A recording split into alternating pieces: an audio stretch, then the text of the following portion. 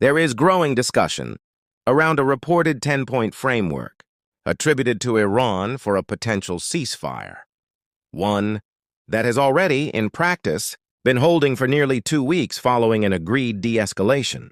At the center of this moment is a clear political reality.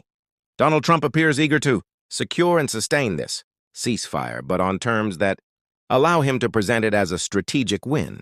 In this context, the Strait of Hormuz becomes critical. Iran's signaling flexibility on Hormuz could provide the symbolic leverage. Trump needs to solidify the ceasefire and transition into formal negotiations. This reflects a broader pattern. Trump's leadership style has often been described as transactional. Outcomes, optics, and deal-making tend to take priority over long-term doctrine. Maintaining the perception of victory could be as important as the substance of the agreement itself. At the same time, regional dynamics remain complex.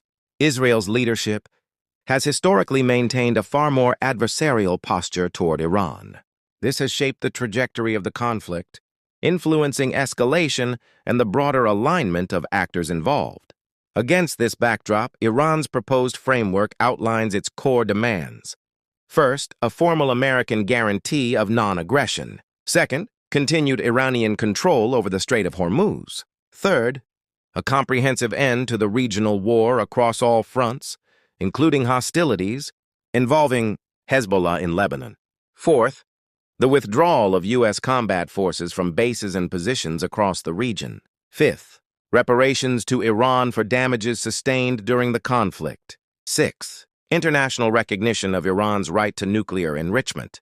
Seventh and eighth, the lifting of both primary and secondary sanctions imposed on Iran. Ninth, the termination of all resolutions against Iran by the International Atomic Energy Agency's Board of Governors. And 10th, the removal of all United Nations Security Council resolutions targeting Iran.